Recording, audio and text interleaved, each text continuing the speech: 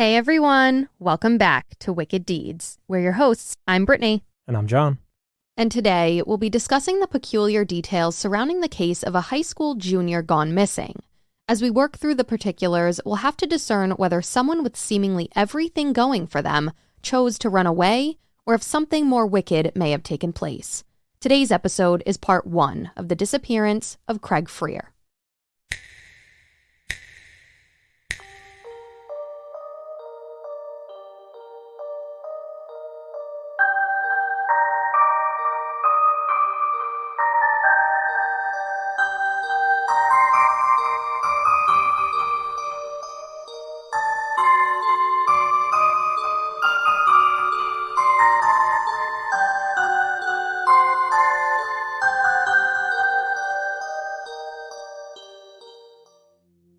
Craig Allen Frear was born on October 14, 1986, to parents Veronica and Bill.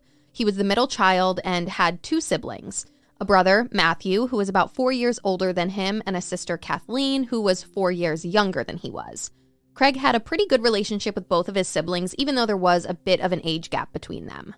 They lived in Scotia, New York, which is upstate, and when the story begins in 2004, the Frear family lived on Yorkshire Court, which was technically in Glenville, New York, and Glenville is essentially the overarching town, with Scotia being a subsection of it. So in 2004, Craig was 17 years old and was a junior at Scotia Glenville High School. At the time, his older brother was roughly 21 and was attending college, and his younger sister Kathleen was about 13. Craig was a great student academically and was said to do very well in his classes. And according to the Unfound podcast, which did an in-depth interview with Craig's mother, he'd taken his SATs a few months prior to his disappearance, and Veronica had mentioned that her son did exceptionally well on them and received a pretty high score. Now, in terms of extracurriculars, Craig specifically participated in sports more than anything. Ever since he'd been pretty young, he'd been very athletic, and his sport of choice was soccer. All 3 of the Frear children actually played soccer, although it has been stated that Craig was the most talented in the sport. But during his junior year in high school, Craig was co-captain of the school's varsity soccer team. Not only that, he'd also participated in both travel and recreational soccer in town as well. Craig had even been told in the summer of 2004 that he would be named as captain of the varsity soccer team when he came back to school for his senior year that fall. He'd also been scouted and recruited to college, one specifically being the College of St. Rose. His family and friends said that he'd aspired to major in elementary education and wanted to work as a teacher after he graduated college. Now, Craig was also incredibly popular. Everyone loved him, and he had this wide swath of friend groups. Scotia was definitely that type of small town where everyone knew everyone, and Craig had the same core group of friends since he was in elementary school. His mom had even mentioned that these friends were like total staples at their house, and Craig was kind of the same at his friends' houses, and all of the parents were close too, so it just all worked out. But like I mentioned, Craig had a wide variety of friends, and he hung out with people from other groups as well, and this probably had to do with the fact that he literally got along with everyone he met. And he also was not shy when it came to dating. Craig had lots of girlfriends and definitely seemed to be playing the field. His mother was very honest on the Unfound podcast about this fact and even stated that her son had been dating multiple girls at the same time. I mean, when learning more about Craig, I think it's pretty easy to tell that he was likely relatively confident and knew he was a good-looking, popular kid. He had an athletic build and was approximately 5 feet 11 inches tall, weighed about 190 pounds, with red hair and brown eyes, and he had these dimples that just really stood out when he smiled. Now, back in 2004, Craig was dating a lot, he had a ton of friends, was doing really well in school, crushing it in soccer, and on top of all of the other things he was doing, he also had a part-time job. He worked at the Price Chopper in Glenville, New York, and had started working there when he was around 15 years old. Now, before we dive into more information about his job, I do just want to mention that there are a bunch of discrepancies online about how long he'd worked there. Practically all reporting that I could find stated that he'd been working there for roughly 2 months prior to his disappearance, and it seemed as though it was a relatively new job based on the majority of reporting on this.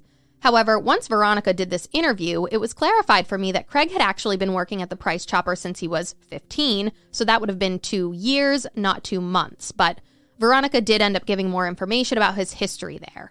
Seems like something that's kind of hard to misconstrue. Well, there's something else that comes up in a little while that I think might be the reason why it was misconstrued. So once we get there, I think you'll be like, oh, okay, right. That makes a little bit more sense, like why they might mix up years versus months. But okay.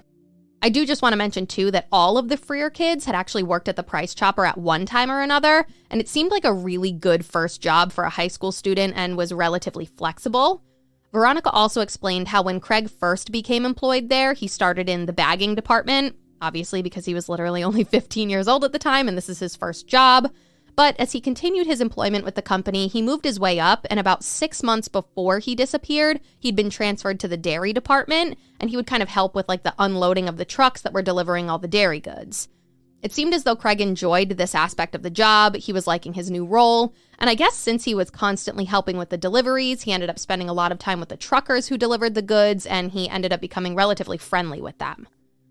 Now, Veronica did mention that several months prior to Craig going missing, he'd reduced his hours at work.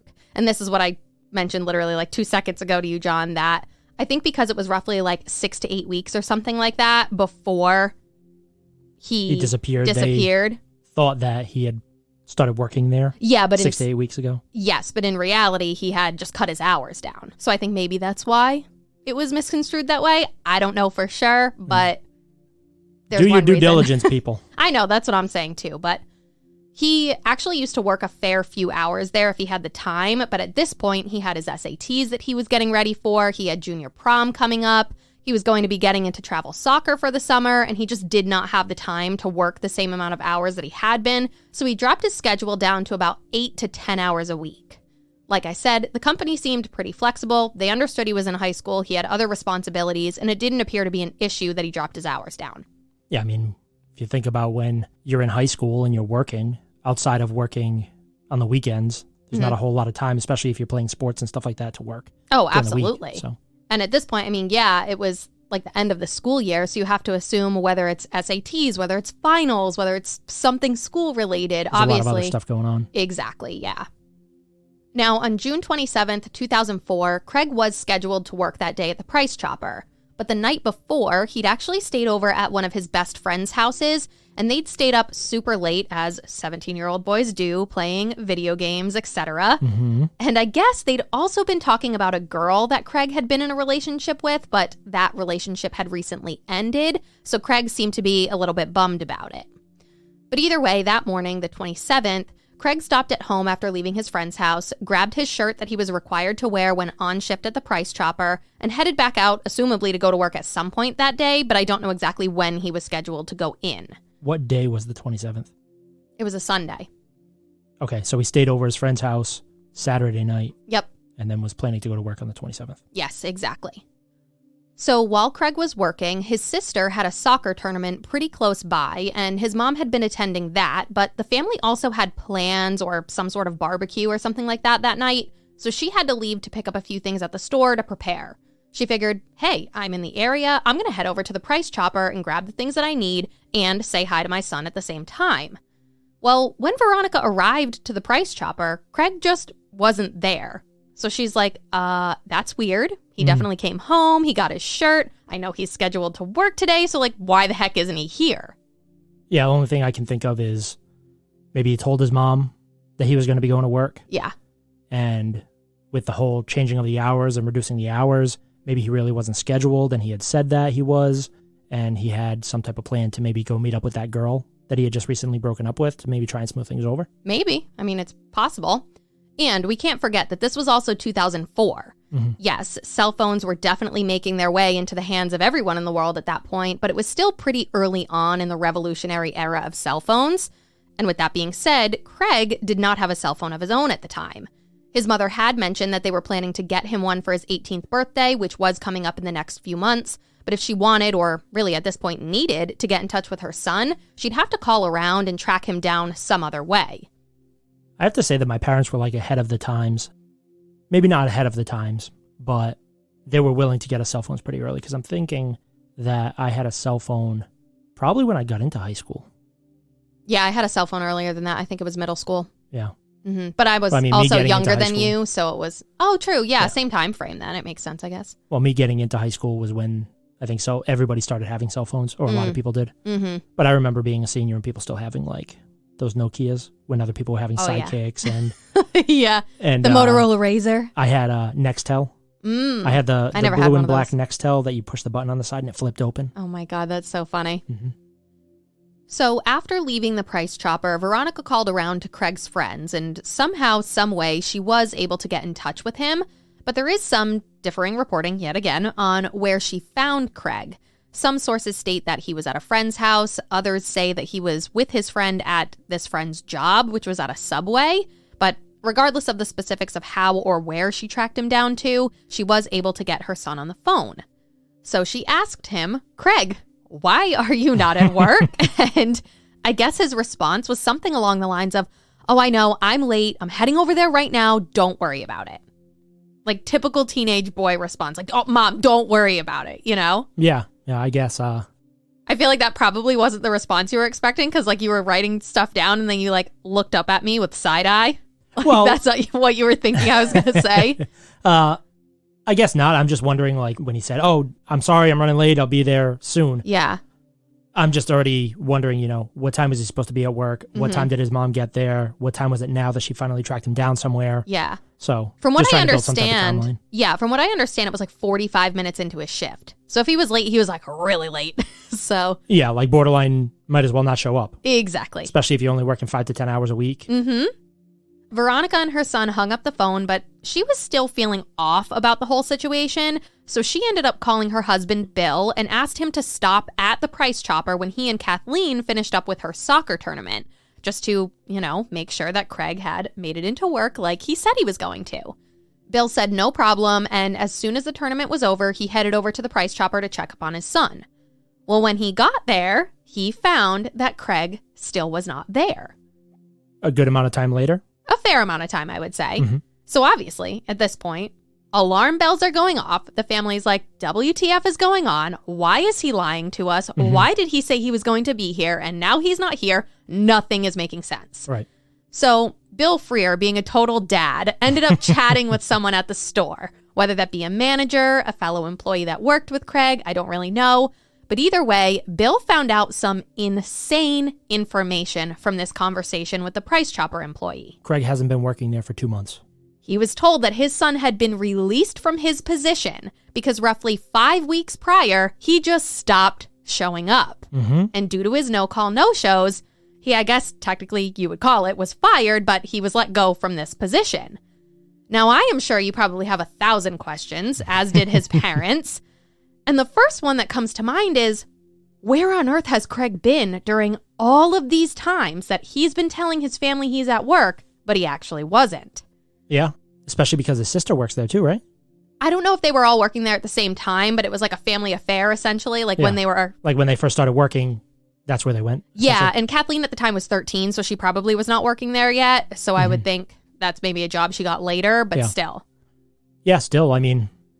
If it's this place where, your kids all work at one point or another, it's probably a place that you frequent to not only get your groceries and stuff like that, but also to check in on your kids. So to think that all this time has been able to go by and nobody noticed that he wasn't working there seems odd.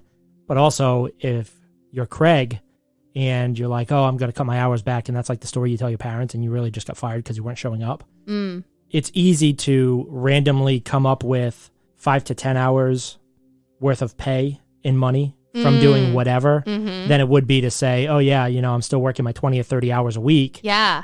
But I have no money. Yeah. So it's interesting you bring that up because also in that Unfound podcast interview, I think the host had actually asked her, like, how was he making money if he just, stopped working? Obviously he had some money saved up, but he was supposed to be like working a landscaping job or something with his brother coming up in like the following couple weeks. And then I guess he would work for his grandparents and do like random things for them so that, he could make a little bit of extra cash. And guess.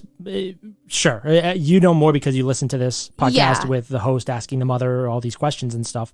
But my first thought in the whole thing is he's up to something shady. That's what it seems like. Absolutely. I Selling think that's where everyone's drugs or head doing went. something. Yeah. Because, we're talking 04. I know kids that I graduated with in 05 that were smoking weed all the time and shit. So I would think Okay, he comes up with this story that he's cutting his hours back. He's not going to have as much money. He's not going to have to be at work as much. But then you find out that he literally just got fired. So now you know that he got fired roughly 5 weeks before his disappearance. Mm-hmm. But how long was he not showing up or being a poor employee beforehand? Yeah, that's true. So, I mean, just because he got fired 5 weeks ago doesn't mean he was a bad employee for time leading up to that. Mm-hmm. And maybe he was getting into something, whatever it may be, that was pulling him away from his priorities. Yeah. And then it reached the fever pitch with the employer. And they were like, all right, that's enough now. Yep. Goodbye.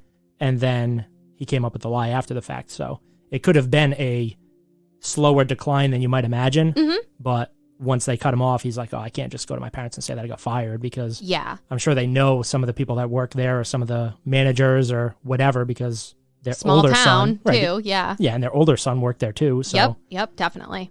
probably embarrassing. Unless he just didn't give a shit, which is also possible too. too. I mean, for the parents. Oh, absolutely. Yeah. So, but back to that number one question, like, where has he been? That is actually something that we have answers to, and we're going to discuss it, but not right now. We're going to talk about it a little bit later on. So keep it in the back of your mind that we do know about that, and we'll talk about it later. But for now, we're going to keep going with the story. Okay. So, of course, the Frears start to call around again to find out where the heck their son was, because he had told his mom that he was heading over to work. That's what everyone was expecting. So now they're like, what the heck? Where is he? I don't like this. We need to find him. Right. And you also got to think, too, if you're Craig, maybe you're just giving lip service to your mom and you're just saying, oh, yeah, I'm on my way over there. Yeah. Thinking that she's not going to go back and check. But I mean, obviously, I'm older now, and I know how adults think. Yes, it's we not are like, definitely the adult now. It's not like she's going to be like, oh, yeah, okay, he's going to go to work, and then never check back up on it. Exactly. It's like she smells the BS. She's going to go check again. So Yep. by lying and saying you're going when you literally have no intention of going there, Yes. it's not going to go over that well. Absolutely not. And he's like really keeping up with this lie too. He came home, he grabbed his shirt. He's telling his mom over the phone, no, I'm going to go. I'm going to be there. Right. Don't worry. Sorry, I'm late. I'm just late. Exactly. So he's clearly wanting to keep up with this lie. Yeah. Of what, for whatever reason, who knows? Right. Well, unless you have somebody that can prove your lie to be wrong, Yeah. the best way to, keep your lie going is by living the lie. So I guess if you plan to just keep going with it, what else are you supposed to do? Yeah, it makes sense. So Veronica was finally able to track him down again, and this time found out that he'd now made his way to the Cambridge Manor apartment complex, located on Cambridge Manor Drive, which was off of Washington Ave, also in Scotia, New York. Apparently, there was a girl that was either Craig's current girlfriend or ex-girlfriend that lived at this apartment complex with her mother. And there is so much differing reporting on whether this girl that Craig was seeing was someone he was currently dating, whether it was the girl he recently broke up with, or maybe a different ex entirely. I honestly have no clue. That piece of things is very unclear, but what we do know is that Craig and this girl had been in some sort of relationship at some point, whether it be in the past or in the moment when he's seeing her. You would think that if he was just staying with his friend and he was kind of torn up about the fact that he and this girl had broken up, and then he's, for what his mom knows, late for work, and then lying to her about going to work before she knows this whole big overarching thing of what's actually going on, you would think that this girl is the one that he's torn up about breaking up with. Yes, but you also can't forget that he was dating multiple girls at a time, so how torn up was he? And this is something that a lot of people say, like, how many 17-year-olds out there are probably doing stuff like this all the time? And just because Craig went missing, this is something that has been, just absolutely scrutinized about his life, where we have to also think about there are probably so many other people that do the same dang thing. Yeah, of course. So, it just sucks that, like, his life has been picked apart like this, when I'm sure there are plenty of other people who have done it. But that is something that came into my mind. It's like, how torn up are you when you do also have multiple girls that you are seeing at the same time? There's also a chance that, if he was torn up about this breakup, that he reached out to this girl and tried to fix things, and she was not about it. Possible. So then he was going for the next best thing, or trying to remove that breakup from his mind by going to, hang out with another girl. Yeah, I mean, that's possible too. Or maybe trying to make the girl jealous. Who knows? But I don't really know what to think about it until we we get a little bit deeper into the story. I just know that you're not going to know what to think about anything about this case, because I have been researching this for well over a week now. I am just so lost. I have no idea where I think he is, honestly. I have no clue. So there's a lot of confusing aspects to this case. This is very reminiscent of Robert Hoagland's case, I feel like, where you kind of go back and forth and you're ping-ponged everywhere and you're really confused and you don't know what to think because there's one thing that can go one way and another that can go another. Well, I will say that if it's like Robert Hoagland's case, I think by the end of it, I will be able to come to some type of decision as to what I believe. Well, we will see, because I couldn't in that one, and then you convinced me, so maybe you can convince me here. All right, so where we're at now then is it's June 27th of 2004. Veronica has found out that her son was late for work, allegedly. Tries to see if he shows up to work later on. He doesn't, and then she ends up tracking him down at a, what would you even call it? Not girlfriend.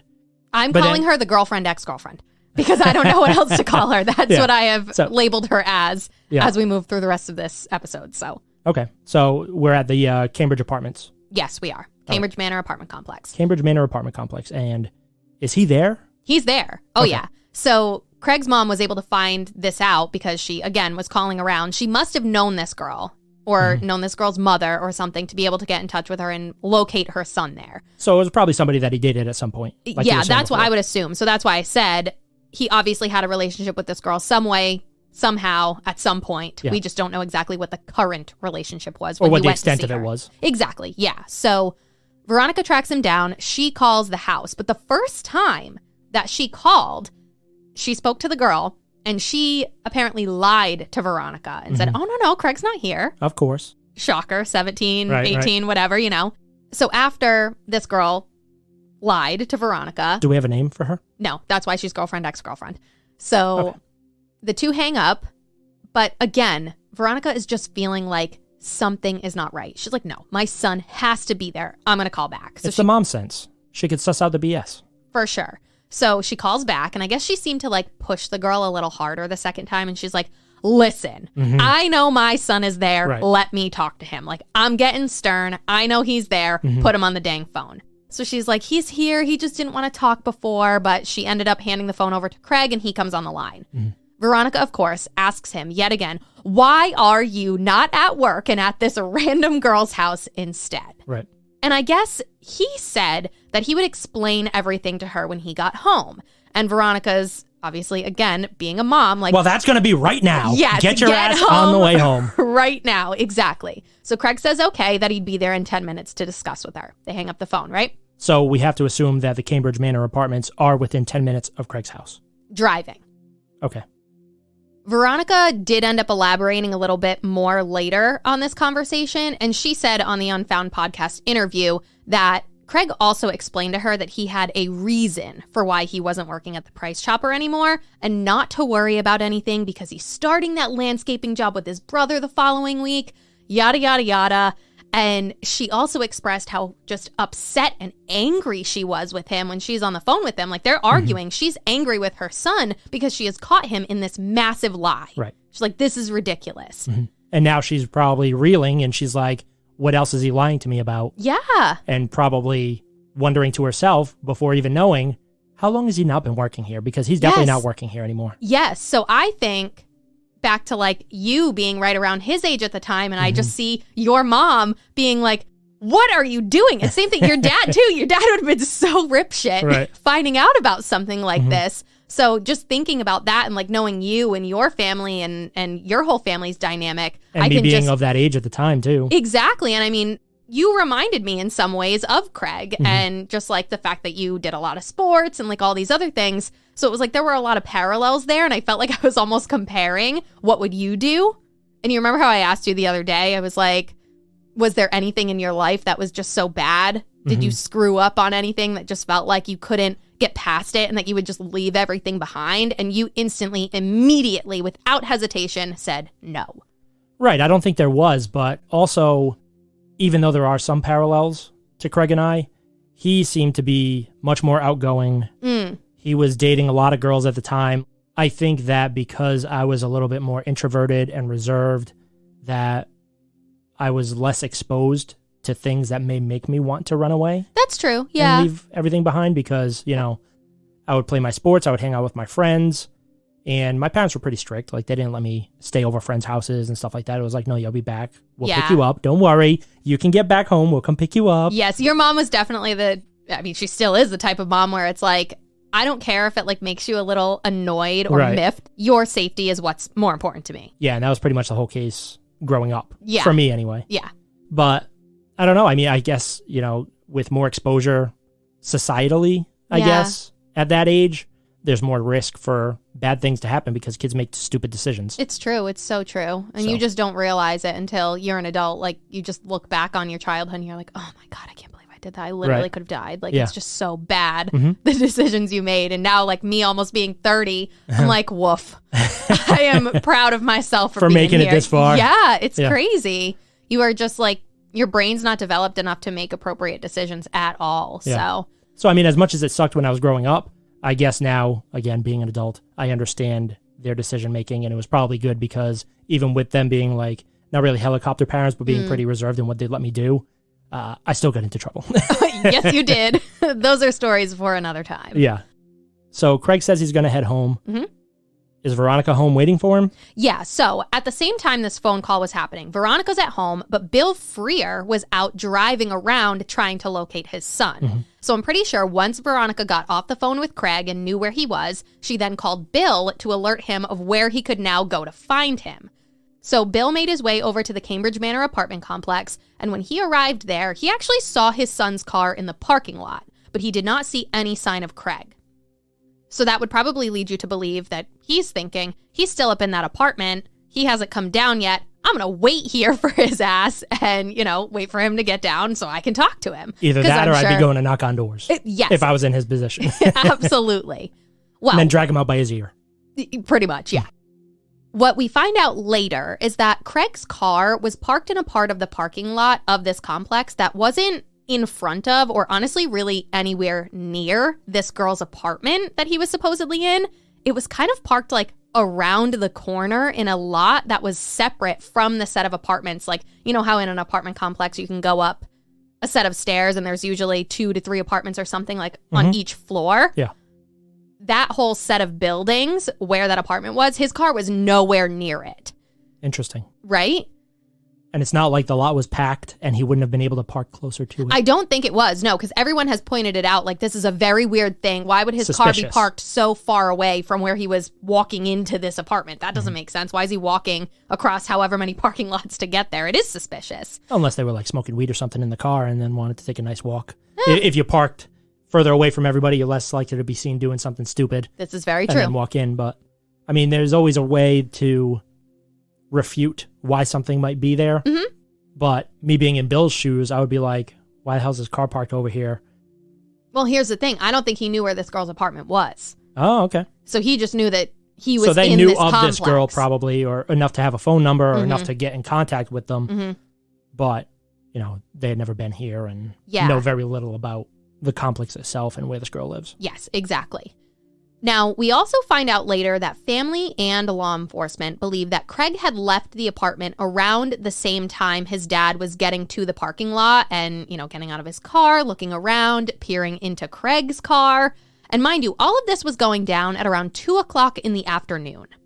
So instead of Craig walking over to his car and potentially getting into some sort of argument with his dad, he supposedly walked behind the building to take some sort of walking path to his family's house instead. It's also later mentioned that the mother of the girl whose apartment Craig was at had apparently also seen this whole situation go down in the parking lot. And it's reported in a Cold Case 13 video with WNYT that the mother of this girl had peered out the window of the apartment and saw Craig walk into the lot, saw him spot his dad near his car, and then she said she saw him pivot and walk in the other direction. And I feel like I have so many questions about this, one of which being, how the heck did she even see Craig's dad or him potentially near Craig's car if it was not even parked near their apartment? And mind you, this is one of the only sources I've seen that this whole thing with the mom is even mentioned in. But this Cold Case 13 video was done recently in June of 2021. So I figure it's probably still relevant to the case and I wanted to bring it up, but I have not seen that the mom saw anything. The mom of girlfriend, ex-girlfriend. Correct. Interesting. So it's just very bizarre. So you know that the mom knows that Craig's parents are miffed. Oh yeah. Miffed is like my new favorite word. That's going to be the word of the week. Miffed. So if she knows that he's leaving, she's probably going to watch and wait to see if some conflict happens between him and his dad outside. Yeah, probably. I mean, if I were the mom, I would do it. Yeah, I mean, curiosity in general, outside of, like, whatever else, like, you're curious to see what happens. Mm-hmm. I'm just wondering, Bill is out there and he doesn't see Craig? No, he didn't. So he must have been far enough away. I wonder if Bill was peering into Craig's car. Yeah. Craig starts walking to his car. Yes. And he's like, oh, shit. My dad's in my car. I do not want to have this argument right now because I'm high as a kite. Possibly. Imagine that, that's right? Totally possible. So then he's like, I'm just going to walk home. And then I'll come up with some type of story as to why I didn't want to drive. Yeah, and maybe I can sober up a little bit on my walk or something. Right, yeah. you're thinking probably half-hour walk if it's a 10-minute drive. You know? Well, that's a whole other situation that we're going to talk about later. Oh, so boy. I have lots of opinions on that one. All right, but we only have one person who knows how credible they are, stating that she saw Craig pivot and go down a walking path as opposed to approaching the car. Well, she didn't see him go down any sort of walking path. That was something that came out later saying that there was this walking path behind the building. So she saw him just go the other way, from how I understand towards where the walking path Assumably must have been. towards that, yes. All right. And you had mentioned before that if you were in Bill's shoes, you would be out there, knocking on doors, trying to get in touch with your son, seeing what possible apartment he was in, whatever. Well, Bill Frear did knock on doors in the complex to try and locate his son, but it was stated that he never actually went to the girl's apartment where Craig had been. So I have a feeling he had no idea where she lived. Like you said, it was probably one of those things where the Frears knew that family well enough that they had a phone number. I think back to your mom with her little phone book that she whipped out the other day. Yeah, that just had everybody's phone numbers in it. Yeah. But she probably had not been to every single one of their houses. So that makes sense to me. So he probably, was like, this is just weird that I can't find my son, but he probably also didn't think anything of it because he didn't know exactly where he would have been in this complex. It's a relatively big complex. Right. He could have knocked on a few doors, got nowhere with it, and was like, well, he's coming back to the car, so I'm just going to sit here instead. Yes, exactly. Now, the area where Craig was last seen walking away from the apartment complex, like I just mentioned, is an aspect to this case that I do want to discuss in further detail. It's something that I just have a lot of opinions on. I'm very confused by. But there are a few other things I want to go over first, but I promise we will return to this in just a little bit. So after this whole situation with Bill being in the parking lot, Craig supposedly leaving and going towards the back of the building, apparently Bill then calls Veronica, and he lets her know, Craig's not here. I haven't seen him leave the building yet. His car's still in the lot. He must still be in the apartment. So Veronica then called the ex-girlfriend's house back again, and she's like, is Craig still there? And the girl says, no. Craig already left. He left pretty much right after you guys got off the phone, and he said he was heading home. Yeah. So obviously there was just this very weird window of time where he was just completely missed by everybody. Now, after Craig left this girl's apartment on foot, he did not show up at his family's home. Time continued to pass, and he still didn't show up. But at that point, his parents weren't too concerned. They figured he had maybe just kind of run off somewhere. He was taking a little bit of time to cool off after arguing with his mom. I mean, he was just caught in a massive lie. And you can't forget, they had people coming over the house that afternoon. So I doubt Craig wanted to show up and get in this big argument with mom and dad before company was coming over. And I'm sure that's probably what Veronica and Bill were thinking too. He's probably just somewhere at a park or a coffee shop or something, chilling out, and he'll come home when he's ready. Yeah. I guess I feel as though I wouldn't be able to feel the same way because I get obsessive over things. Like if I lose something and I can't find it, I cannot change my mind and go do something else until I find what it is I'm looking for. Yeah. So now I would be on a quest. Oh, yes, you would. No matter how long it takes, would. I would be like, where is this fucking kid? Yep. I swear to God, when I find him, I'm taking that car away. I'll be dropping him off at school, or I'll be taking the bus. And, Yep. But that's just me, and I understand them too. I mean, they have 3 kids. They have an older son who probably did his own things that... Well, he was at college too, so right, it's they're used to, kids being kids. And Mm-hmm. It's not like the firstborn. I feel like the firstborn's kind of helicopter parented a little bit. He's the middle child too. So, yeah. Some people say they get lost in the shuffle as far as, the oldest one is this, they're away doing their own thing. Mm-hmm. Then you have the middle one, which was the baby for a little while, but now you have the baby. Mm-hmm. So it's like, I don't know. I think there were probably a lot of thoughts and emotions going on at that time. I'm sure they were pissed more than anything. Yeah. Never thinking that anything bad would happen or that he wouldn't show back up. Yeah. But in that instant, when you have people coming over and you have this whole thing all planned out, you've probably already made all the food. Yeah. Because I think they were coming over at like 3 or 4 o'clock in the afternoon. This was all going down at 2. You can't just call them and be like, don't come. I don't want you here. I'm mad at my son. And, right. It's probably just this tough thing and you just make a game time decision and you're like, you know what? I guess I'm just going to wait for him to come home. He will more than likely be coming home. Yeah, and then just make phone calls, checking in with other friends and stuff and see what the deal is. Makes sense. But after several hours went by and they still hadn't seen or heard from him, they began to get more and more worried. So obviously they started calling around to friends to see if they might be able to track him down that way. As we know, Veronica had pretty good luck with that earlier in the day when she spoke to Craig about not showing up to work. She tracked him down both times. Mm-hmm. But after numerous phone calls, no one was able to locate Craig. And his mother stated at one point, quote, "When the sun started going down and friends were calling back and nobody knew where he was, I really started getting scared," end quote. Yeah, because the sun going down is like the end of the day. And, it's different when, you haven't heard from somebody for a few hours. But as it starts to get dark, the both rational and irrational fears of the dark and just what could happen and why hasn't he come home and why haven't they heard from him and why can't they track him down? Yeah. Yeah, of course you get more and more scared about their well-being. Absolutely. So sometime later on that evening, the Frear family went out searching for him. And because his car had still been left at the apartment complex, they figured maybe he had gotten hurt trying to walk somewhere and they might be able to find him due to that. But after hours of searching, not one single indication of where Craig might be had turned up. Now, in terms of when, where, and how Craig was reported missing, it is so beyond convoluted, and I've heard multiple different variations of what took place, and that's going to be just like a common theme in this case. Mm-hmm.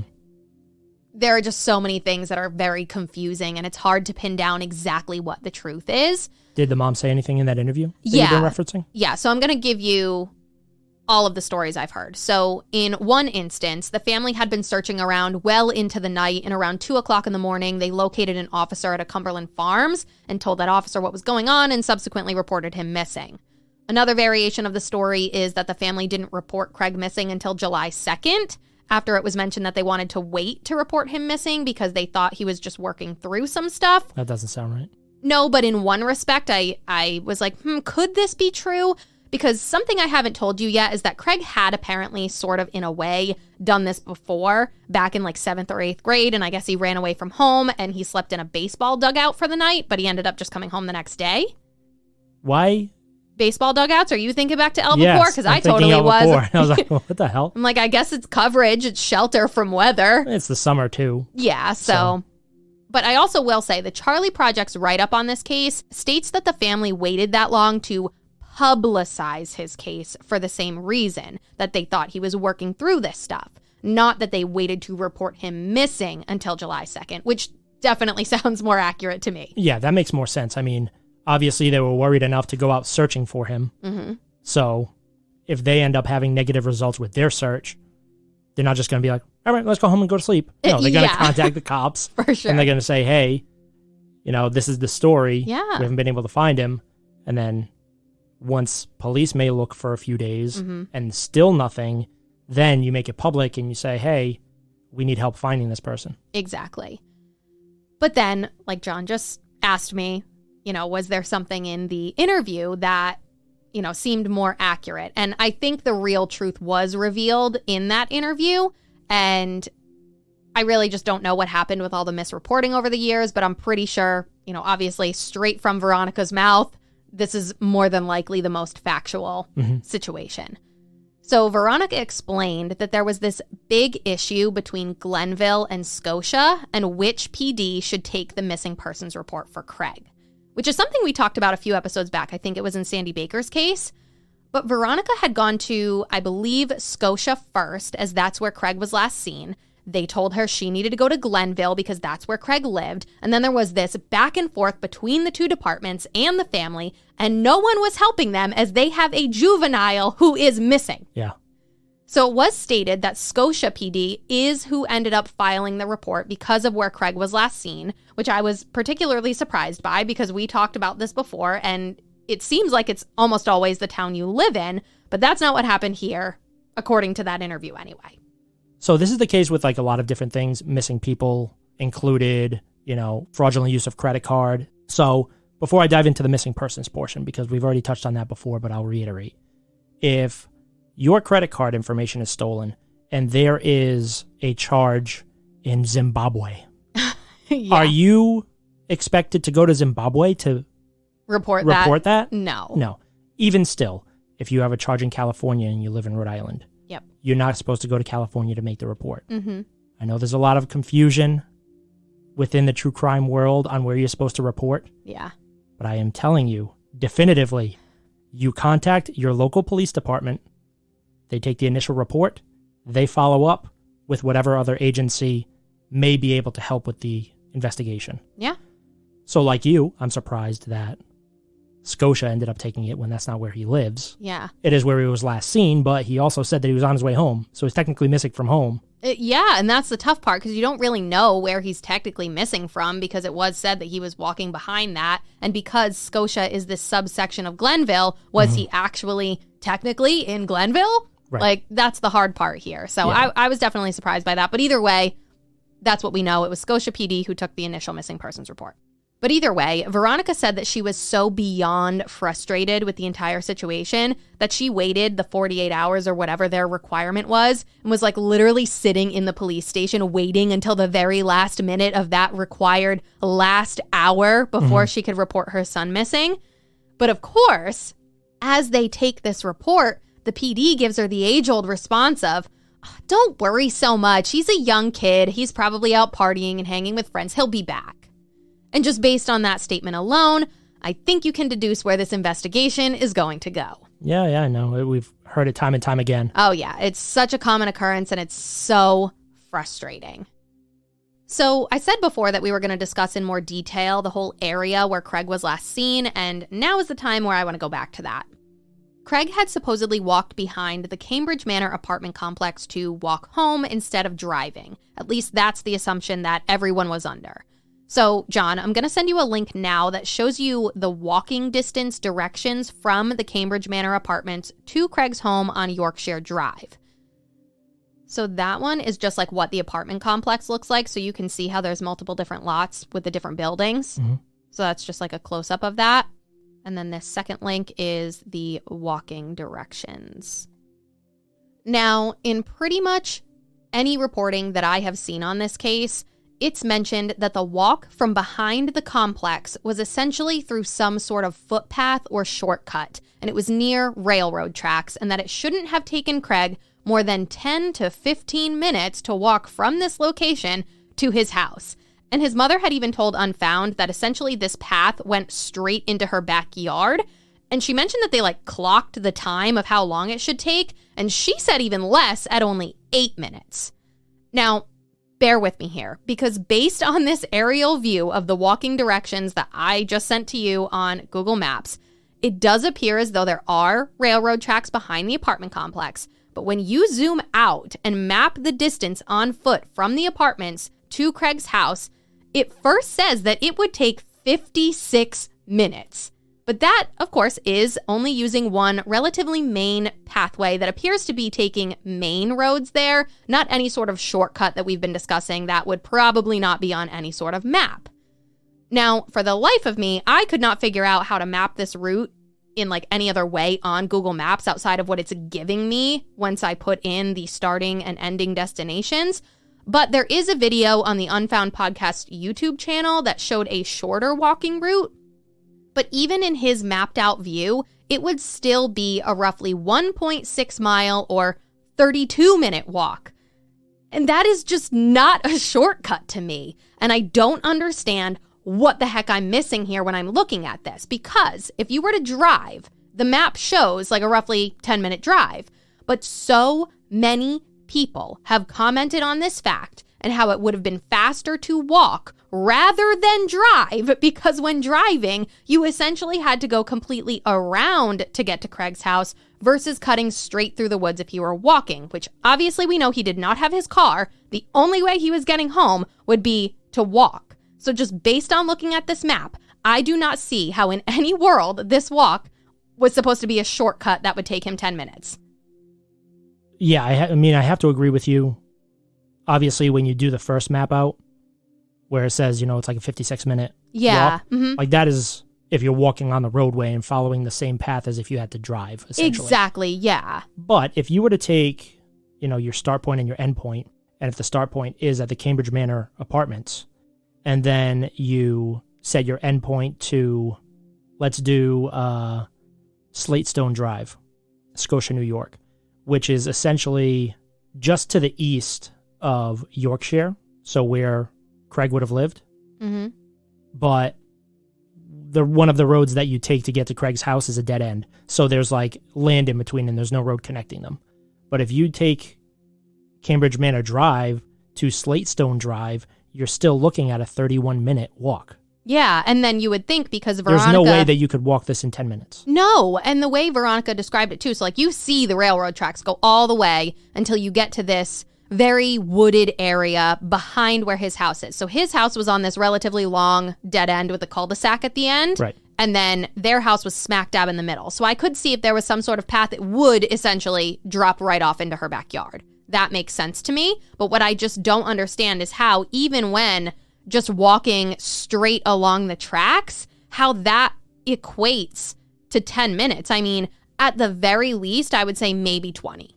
Yeah, maybe. I mean, or if he's sprinting. He plays soccer, so he could run it in 10 minutes probably, a mile and a half in 10 minutes. Maybe, yeah, that's possible. But if you're walking at, you know, the standard pace of 3 miles an hour or whatever, even if you pull the end point to Wellington Road, which essentially runs parallel with the railroad tracks and to the point that would abut the cul-de-sac where Craig lived, you're still looking at a 1.3 mile walk, and that's not even taking into account having to cross the railroad tracks and go through the woods. So, I mean, I don't know. Yeah, and the thing that just threw me off so much is, sure, if people were like, oh yeah, he ran everywhere, he played soccer, he would run all the time, and, you know, that would make it so that it was this short walk. But the fact that people kept saying it would be faster to walk this than drive it just does not compute for me. No. I'm not grasping it, and I would really love if we have anybody listening to this episode that lives in the area to clarify this for me, because I thought maybe, you know, looking at the Unfound podcasts, like rundown of this whole thing, that maybe it would clear it up for me, but I felt like I was still just as confused after looking at his mapped out whole situation too. So it just doesn't make sense to me, and I really would love if anybody's listening that knows or is local to the area, if you could give me a better descriptor of this. I feel like I'm just so lost, and I'd like to be able to better explain it to people, because I just don't really understand this aspect to the case. I mean, I could see somebody being able to walk this faster than somebody being able to drive it, because if you think about traffic and you think about traffic lights and all the congestion that you may have to deal with during the driving portion, sure, I mean, you could probably beat somebody if you were on foot, but you got to be hauling ass because it's still a mile and a half. Yeah, absolutely. So it's not like, you know, you just go in the woods and you walk through and boom, you're at Craig's house. It's still a fair distance, and I think that people saying that it would always be faster to walk this than to drive it is a little disingenuous based on this map anyway, and looking at the distance and how you would have to travel to get there. Yeah, and I was searching for like other Yorkshire drives or other Cambridge Manor drives. I'm like, am I just mixing it up? Am I looking at the wrong town? Do I have this wrong? Am I missing something? But there are no others. I looked up records. It appears as though the house that I found on Yorkshire Drive was his family's home. So I think I've got it mapped out appropriately. I confirmed it with multiple other people who had mapped things out. I mean, it looks like this is exactly the place he was and the place he was going. Yeah. Now, there was something else that I was wondering too. You know, when Craig had talked to his mom on the phone and he said, oh, I'll be home in 10 minutes.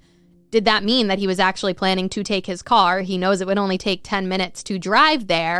And then when he saw his dad, that kind of derailed his plans. And, you know, now he's like crap, I gotta walk, and maybe the 10-minute thing was just like completely blown out of proportion over the years, and that's not really what was meant by it, that he was like, I'll be home in 10 minutes because I'm going to take this walking path.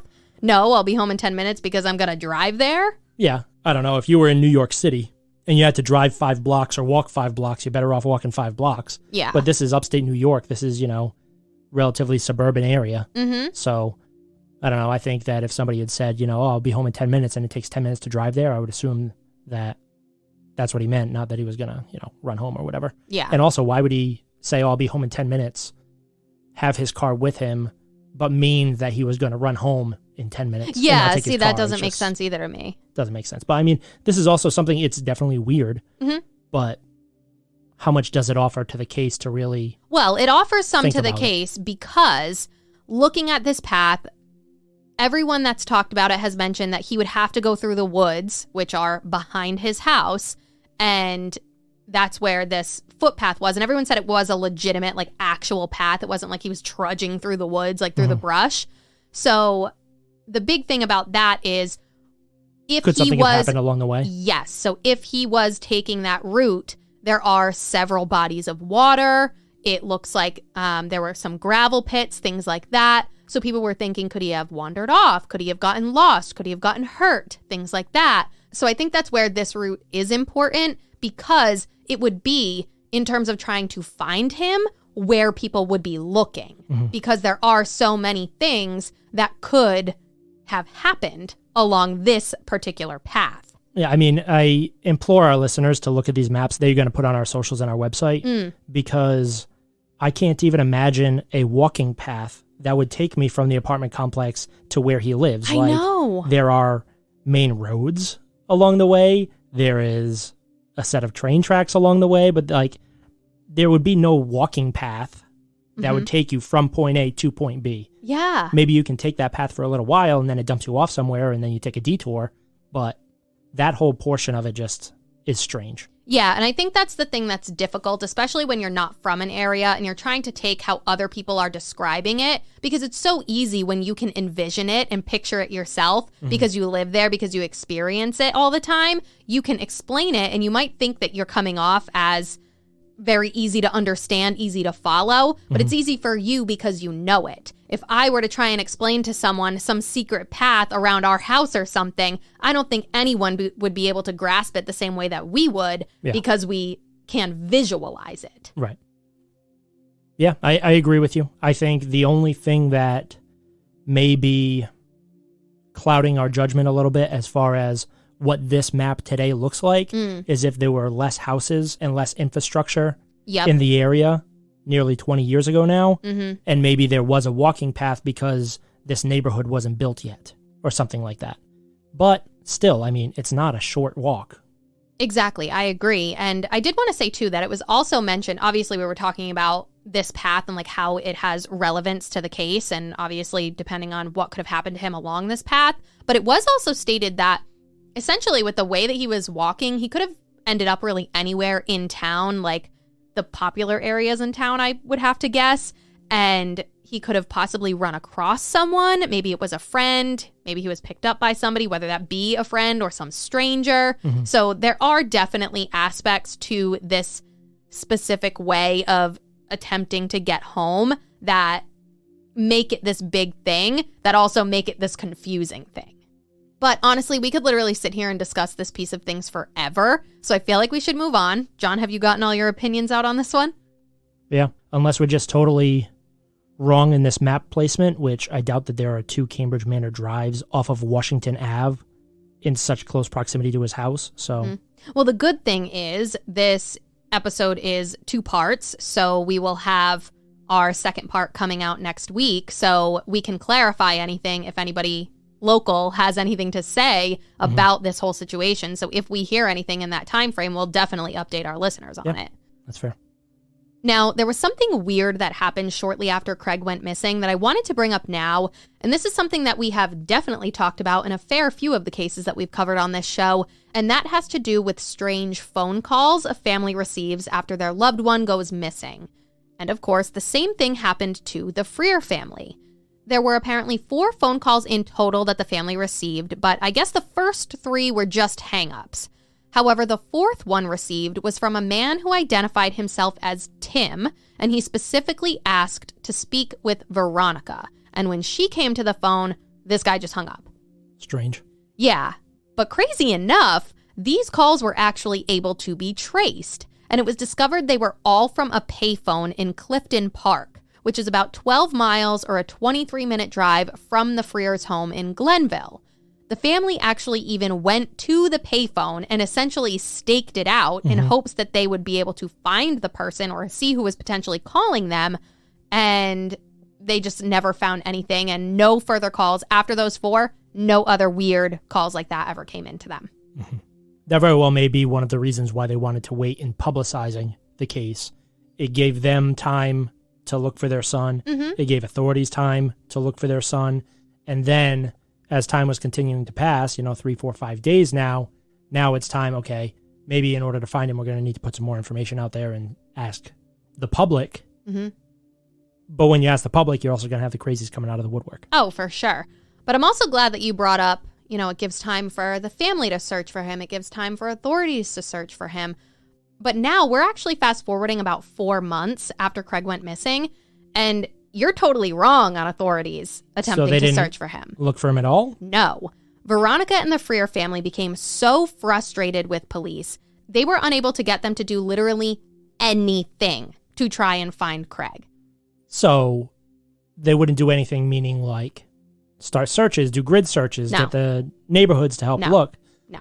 But he was reported missing at this point. He was reported missing, and they probably just filed the report away and were like, F it, is what it seems like. Once everything went public, even with public pressure or questions from news agencies, like this didn't spur... So here's the thing about this case. It was not heavily publicized in the beginning. And it's just totally bonkers to me. Like, I don't understand how this PD could not take this juvenile's disappearance seriously. It is not like he's a 25-year-old man. He is a child still. Yeah, and I think what makes it even more weird is because he's a popular student. He's an athlete. He's essentially going to be the captain of the soccer team. There are a lot of people in that school that probably care about him, even outside of his personal friends, but, administration and teachers and coaches and stuff like that. You would think that once they caught wind of the concern that his parents had for his well-being, that they would group together and say, okay, maybe the police aren't doing anything, but we're going to try and find him. Yeah. Well, that is kind of what happened. So let's back up a little bit. Due to the lack of assistance from the PD and now the family's growing frustration, they decided to hire a private investigator. And that was one of the best things that they could have done, because after the PI was hired, they were able to gather a fair amount of information and, work this case. Honestly, the case wasn't even being worked. So the PI was a huge, huge thing for Craig's case. How so? Like, once they get the private investigator, it put pressure on the police department to start doing things? No. Or Nope. So how was it good for them then? Because the PI found out a bunch of stuff. Okay. So did they find information from the police department? Where was he getting his info from? Just he was interviewing people. He was actually doing stuff. Yeah, he was actually investigating the case. So one of the first big things is once the PI is hired, we then find out about the last sighting of Craig. At this point, we're thinking that the last sighting would have been at the ex-girlfriend's apartment, and probably the mother who had seen out the window. And, that would have essentially been like the last sighting. I'm sure that's the assumption everybody was under at that point. Well, once the PI got involved, he worked some magic and actually located 2 witnesses who said they had seen Craig after he'd walked out of the apartment that afternoon. From what I've gathered, these 2 witnesses were kids. I don't know how old they were, though. But it was mentioned that they saw Craig walking along the railroad tracks, the ones behind the apartment complex, and they said he was walking in the direction of his home. Now, there's something about this sighting, though, that I have to bring up. And it has to do with a gesture that Craig allegedly made when these 2 kids saw him. So when I first started researching this case, this is one of the big things that stood out to me, because it was reported constantly and everyone took it as this incredibly mysterious thing. And I don't necessarily know how I feel about it. Well, we'll discuss that in a second. So when these two kids said they saw Craig, they'd like waved to him or they hollered to him or something like that. And as he was walking, he turned around and looked at the kids, put his finger to his mouth in essentially a shh gesture. Interesting. Yeah. So many people took it as this weird, mysterious thing. And obviously everyone thinks that, oh my gosh, this has to mean something. But I would think, this was like my devil's advocate for the whole thing, if these kids are over there yelling to him like, hey, Craig, or something, like if they knew him or they were just hollering in general, you would think that Craig would want them to shut up because he knows his dad is in the parking lot right nearby. Mm-hmm. So what if he hears something and he's like, oh my God, is that my son? And he goes like running over there. Mm-hmm. So I could see that being one of those things where he's like, shh, no, don't tell them that I'm here. Or don't be too loud so anyone knows that I'm here. Mm-hmm. So could it be like totally innocuous or is it like this weird thing? I mean, I don't know. They could have even not been shouting at him, but they saw him. Mm-hmm. Because I mean, if these are kids, they're not going to know this random freaking high schooler that's walking but that's through. The thing. Everyone says like small town, everyone knows everyone. Could have been a sibling of a friend. You don't know. Okay, so let's assume maybe they knew him, maybe they didn't, whatever. Mm-hmm. I think that him doing that gesture, mm-hmm. if he actually did, is just like, hey, you didn't see me. Don't say anything about seeing me here. Yeah. That's more what I think. I don't think they were like, oh my God, Craig, come play with us. I think it was more, hey guys, or he saw that they saw him. Yeah. And he was like, shh, you never saw me. I agree. But here's the trouble with this whole thing. It's apparently false. So the kids were lying? Supposedly. So, all right, let me preface. I don't know how I feel about this being stated that, it's false. Because even as recently as 2021, it's been reported as a part of this case, as a part of the timeline, a part of the information of what happened here. But there are countless comments from Reddit users, commenters on blogs about the case, other online forums, saying that these two kids admitted that they lied about what happened and that Craig didn't actually make this gesture towards them. And just to top it all off, it's also been mentioned that the kids supposedly lied about the entire scenario. And based on all of that, I truly have no idea if they even saw Craig in general. So, I have no idea what to believe at this point, and I can't seem to locate any verifiable news sources that have reported that these two kids were lying. So I guess take what you will from that, use your own discernment on what you believe to be true on that particular piece to this case. Yeah, I don't know. I think that if officials working the case or, creating some type of presentation for, information to be released about this case, I think that if you had something that you believed to be true at one point, but has now been proven to be false, you don't include it at all. Mm-hmm. But is it one of those things that's like taken on this life of its own and it's just become fact even though it's not fact? Because we know that happens a lot in cases where someone will say something at one point, it completely spirals and everyone talks about it. And then you have some people reporting it as fact, others reporting it not as fact. And then the details just become so misconstrued that you don't actually know what's even true. I mean, I guess it really depends on whether or not you are, talking with people that are interested in this case that really don't know the true facts. Yeah. Versus investigators or a private investigator putting forward what they know as fact. Yes. So it depends on what type of conversation you're having and what type of information you're receiving. Because if investigators make mention that these kids came forward and they said they saw Craig on the train tracks and he did that shh gesture. Mm-hmm. But later on, it's believed that those children lied. Mm-hmm.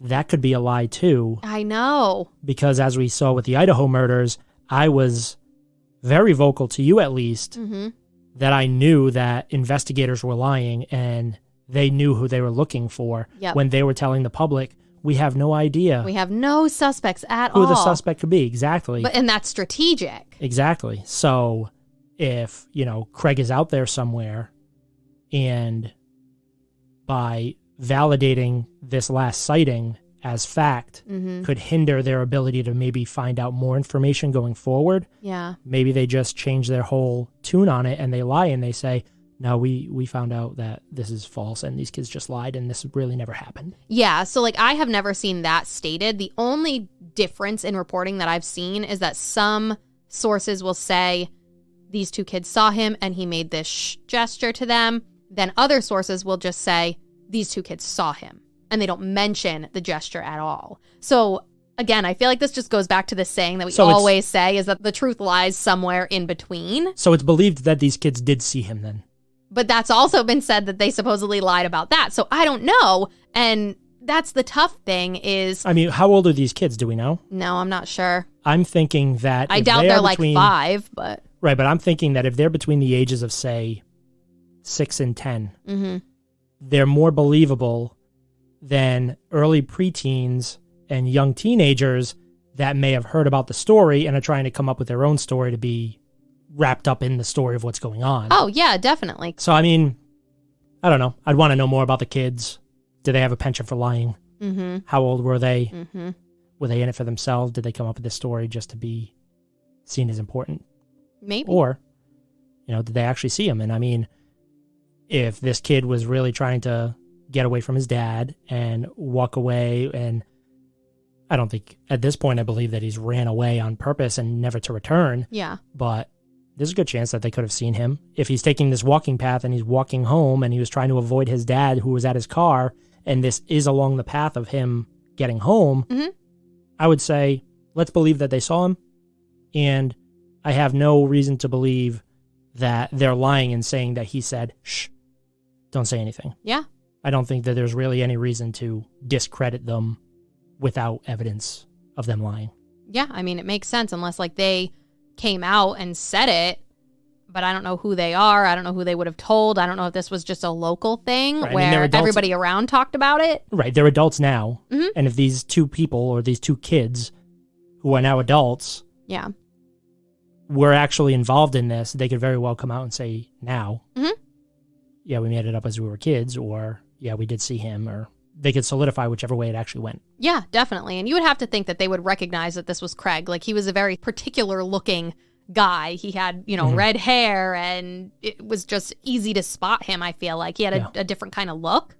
He wasn't just like this generic looking person with like brown hair, brown eyes, you know, just walking along. He had features that would have stood out. So I would have to believe, unless they were just blatantly lying for clout or something, that they would have seen them. So I agree. I feel like the sighting's probably relatively true. The specifics, I don't know, but until I see definitive proof, I'm just going to go with it. Or investigators that are actually privy to the information or the truth, they discredit it, then sure, let's assume that he was seen at that time. Yes. Now, something else to mention before we move on has to do with the fact that Craig was supposedly last seen walking along train tracks, which could lead you to believe that he could have possibly been hit by a train or potentially have gotten onto a train and just decided to ride off and never look back. In regards to the former, Amtrak police did state that there was no indication that anyone in the area had been hit by a train. Now, of course, that still leaves the possibility of the latter, that he hopped onto the train and left town, but I just don't know how realistic that option is because from what I've gathered, Craig had pretty much nothing on him. We know he didn't own a cell phone. He apparently did not have his wallet or any cash on him or really any personal belongings. I would think if he had anything, it was probably his keys to his car, and that's about it. But I just wanted to bring this whole idea up and let you know that the possibility of Craig having been hit by a train was pretty much totally ruled out, especially because at that point, none of his possessions had been located either, which honestly would have been like clothing or maybe his keys or whatever, but his body wasn't found. None of his belongings were found. So you would assume that anything to do with the train or some sort of accident along the tracks did not happen. Yeah, I mean, there's still the possibility that he jumped on a train and went somewhere, but yeah. I mean, why? Exactly. Whatever. The train is what it is. Yeah, and we'll probably talk about that more once we get into theories and stuff at the end of next episode. So, all right. So this next thing that I want to bring up appeared to happen at some point after Craig went missing. I think it came up and became prevalent several years after, But there's some information that I need to give you that happened prior to his disappearance to kind of frame the whole thing. It's quite convoluted and a little confusing, so bear with me. The only place that I have seen this reported or mentioned is in the Unfound Podcast's interview with Veronica. She's the person who was talking about it. I have not seen anybody else discuss it or report about it, but I'm bringing it up now because it has to do with Craig's wallet and his driver's license. So when I originally began researching this case, one of the main things I saw reported was that Craig did not have his wallet with him when he went missing, and that he'd also left roughly $40 in cash behind, and I believe it was found in his room. Then there were comments regarding how he'd lost his driver's license and had just never gotten another one. Not much to discuss there, honestly, but then when I listened to Veronica's interview, I learned a few new things regarding his wallet and his license. So, Craig had apparently lost both his license and his wallet not once, but twice. The first time being a little less than a year prior to his disappearance. And it actually turned out that he didn't lose it. It was stolen by some random kid who was hanging out with Craig and his friends. I think they were just chilling at a friend's house, and this guy took a bunch of people's wallets. Somehow, some way, this thief's parents found out he'd done it, and this kid and his dad actually came to the Frear home to return the wallet to Craig. Yep. So at that point, Craig now had his wallet and his license back. But then sometime after that, prior to Craig's disappearance, totally unclear exactly when, but he lost it again. And there's some convoluted info regarding the fact that he'd apparently gotten a new license after losing it again, but then when Craig's mom found his wallet after he'd gone missing, there was no license in it. So it was just very confusing. But regardless of that, what's explained next is what I think is pretty wild.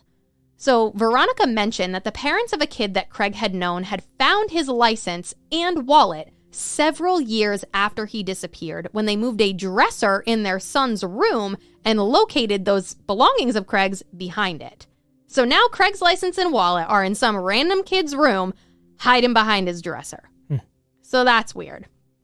Did Craig and this kid ever hang out in this kid's room? No. I can't say no. I'm not sure if they hung out in his house. I do know that they had at least hung out in his car. They had been relatively friendly, but I don't know exactly the extent of their relationship. Okay. Because I was just thinking if they're hanging out together in the kid's bedroom because he has, a TV or whatever, they're playing video games. Yeah. And he gets knocked behind the bureau and Craig just ups and leaves. And forgets it. And then he has no idea where he had left it. Yeah, whatever. That would make sense. But the thing about this kid is that he was not a part of this core group of friends, not Craig's normal friend group. As we talked about earlier, he had this wide swath of friends, and this kid was a part of another group. But I guess he didn't have a great history. He'd gotten into trouble before, maybe even potentially some jail time. I'm not totally sure, but he wasn't on the up and up. But anyway, the whole wallet story goes that Craig was in this kid's car at some point, and I guess he left his wallet behind, and that's how this kid says he wound up with it in his possession. But what's weird about the whole thing to me, at least when I first began listening to this interview, was that Veronica said she found Craig's wallet in his room after he went missing. So then my next question was, did he have more than one wallet? I'm confused. But then she says that he might have had more than one wallet, so that's possible. Well, we know that he had at least 2 IDs. No, he lost one. He had it back when the kid stole it, and then in between that, he lost it. Right, but then he had another one issued. I don't think he ever went and got another one issued. That's the whole thing. That's what I mean about it being so confusing. His mom was like, oh my God, you lost your wallet, you lost your license, you need to go get a new license. And then him being, a 17-year-old who doesn't really give a crap about that kind of thing, I don't know if he actually went and got a new one. Okay. Because then when I was first researching this case, I'm like, oh, his wallet, when his mom found it, didn't have the license. That must be because he didn't listen to his mom and go renew his license or get a new license. Mm-hmm. So it was just, that's what I mean about it being very convoluted and confusing. But you might be curious about how this information came out, when it came out. We had talked before about how, we find out, well, we don't find out, but the family finds out roughly, a few years after Craig goes missing.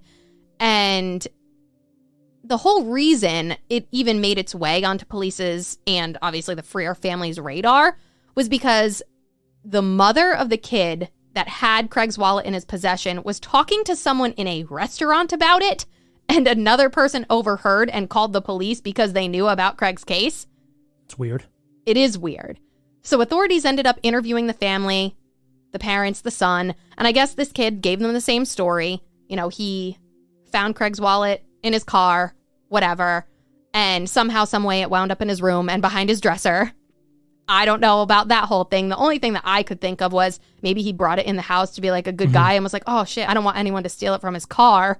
And, you know, it could easily get stolen. I'll just bring it in the house. Maybe he forgot it fell behind the dresser. Yeah. So again, it could totally be innocuous. But either way, authorities interviewed the family and they said they felt absolutely horrible about it, but they did not want their son to get into trouble. Obviously, they knew Craig was missing, but they know their son didn't do anything. So that's why they did not come forward to police about the fact that they'd now located a missing child's wallet in their child's room. I'm getting Defending Jacob vibes. Terrible show. Yeah, a horrible show. We absolutely despise it. Not realistic. That is all. Yeah, I mean, but putting yourself in the Defending Jacob parents in their mindset. Yeah. You know your kid is getting in trouble, may have done some jail time or juvie time or whatever. Mm-hmm. Not on the up and up, maybe up to no good. Mm-hmm. And then you find this missing kid's wallet in their bedroom. I'm sure there had to be a seed of doubt in their brain. Like, why the hell are you in possession of this kid's wallet? Mm-hmm. I don't know. You either wholeheartedly believe your child or you have a little bit of doubt in your heart and you're like, oof, I don't want him to get in trouble. And I would assume that that's probably what they were thinking, regardless of which way they were swayed, whether they believed him, whether they were doubting him. Either way, they didn't want their kid to get in trouble, and they said that. Yeah, I think that they probably had doubt because if he didn't come up with a good story as to why he had it, now they're really doubting him because it's like, okay, you've been getting in trouble already. Now you don't have a good story for why you have this kid's wallet. Yep. What's the deal? Yeah, that'd be my question. Mm-hmm. But from what I can tell, nothing really came of this lead. I don't think anyone really got into trouble for it. And it's just this strange situation that, you know, I think is something to still keep in the back of your mind. But it's tough to say where it could fit in the story. But it's something that I still thought was important. There are so many things that came up in that interview with Veronica that were just interesting little tidbits of information that I had never seen spoken about anywhere else. So I guess I need to really understand this. Veronica said that she found Craig's wallet and license? No. From what I understand, she found his wallet in his room without his license, as well as $40 in cash. Okay. So Craig's wallet, probably his more recently used wallet, I would guess, was in his bedroom. Then this other kid and his parents found out that they were in possession of Craig's old wallet and license. That's what I would think, yes. Because now he had said he lost his license again. He needed to get a new one. Now you're finding the wallet left in his room with no license in it. That means he didn't get a new license, even though he had the old one. Yeah, that would but it was missing. It would be great to really narrow down that timeline and know which wallet is which. Yeah. Because if the wallet that Veronica found in Craig's room was actually his old wallet and he had been carrying around the one with his license at the time of his disappearance, then that puts that kid in the jackpot for having it in his possession. Mm-hmm. Yeah, it's a tough situation, and it's one of those things where, you know, I try and verify things through multiple sources before I add them into our episodes, but I also know, because we have interviewed families before, for example, Jerry, Teresa Corley's sister, Betsy, who was Simone Ridinger's sister, and then also Lori, who was an advocate for Alicia Markovich. In every one of those conversations, we found out things, even if they were just small, tiny little tidbits that I had never heard anywhere else. So it's coming directly from family. I mean, I think it's fair to believe that they're not out here spewing lies. You would have to assume maybe authorities didn't think this was a big deal and they didn't put it out to the public or to the press, but... Yeah, I don't know. I mean, depending on what the timeline was as far as when these wallets were found and whatever, if this was during the time period, at least, you know, within the first 4 months or whenever authorities weren't really doing much with the case, this could have been a huge break that really turned into nothing because nobody was really looking. No. So what I understand about it is that it didn't come out until like several years after he went missing. Like it must have just been sitting behind the dresser for however long. We know that boys don't tend to move their rooms around or things like that. I know I like to switch my room around constantly, but, you know, I think it's fair to say it fell behind there at some point, or maybe he put it behind there. You never know. Yeah. But either way, it sat behind there and no one knew about it until it was moved. Okay. And several years makes sense to me.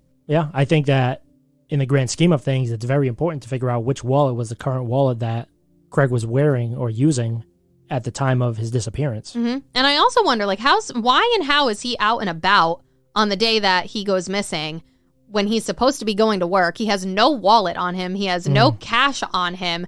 Yet he went home to get his work shirt. And then he's like bopping all over town to visit these friends. Why wouldn't you have your wallet? It's like phone, wallet, keys, at least today. Yeah, I mean, nowadays, yeah. It would be wallet keys for him back then. So I don't know. I just thought it was a little weird, but. Yeah, it's a little weird. And I think it's a big piece that should be clarified. Yeah. Because again, if that wallet that was behind the dresser is the wallet that he had been using at the time of his disappearance, that's huge. Yeah, definitely.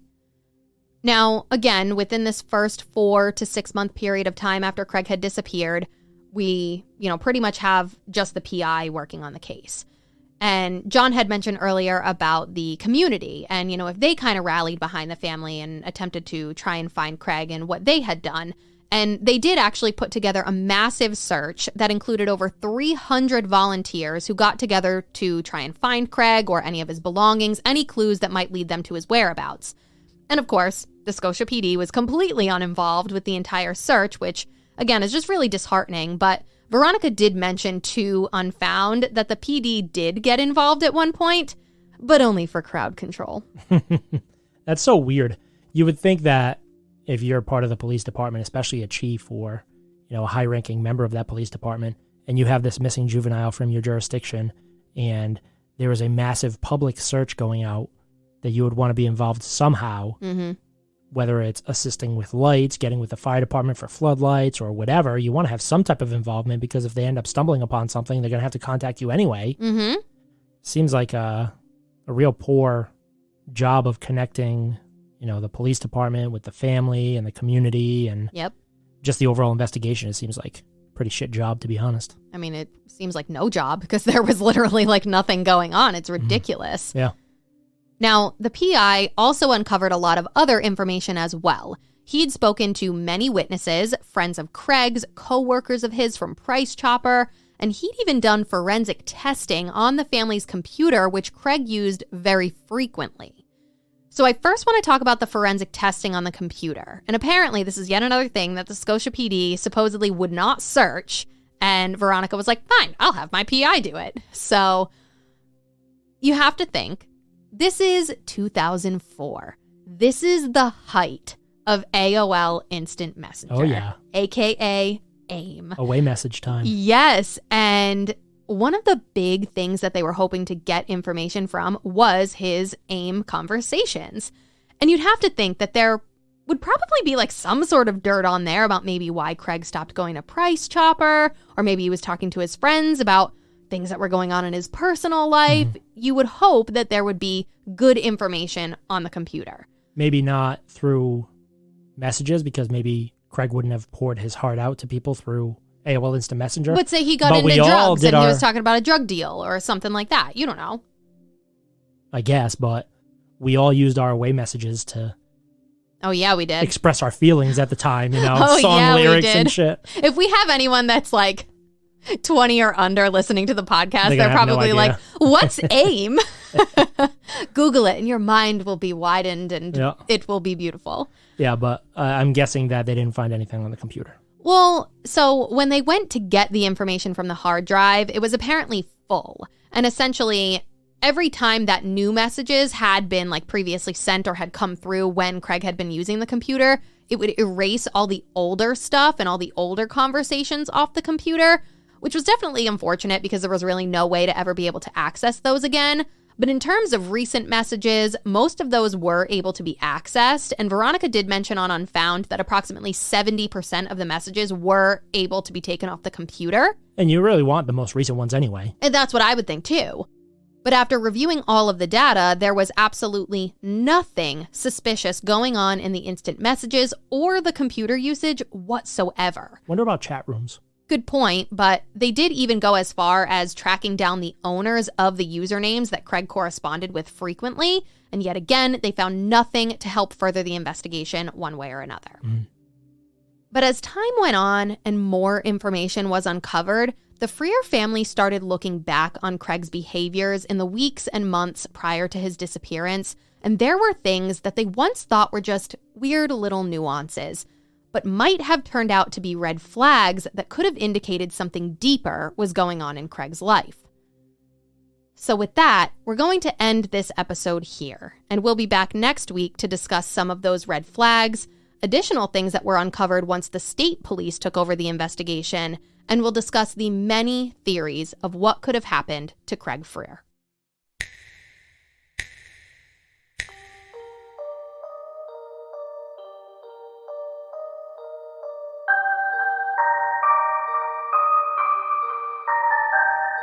Thank you all so much for tuning in every week. We're so happy to have you here. Make sure to leave us a 5-star review before you go and follow us on our socials. You can follow us on Instagram at WickedDeedsPod and on Twitter at WickedDeeds. Don't forget to visit our website, wickeddeedspodcast.com, to take a look at any photos from this episode and view our source material. But most importantly, tune in next week for an all-new episode.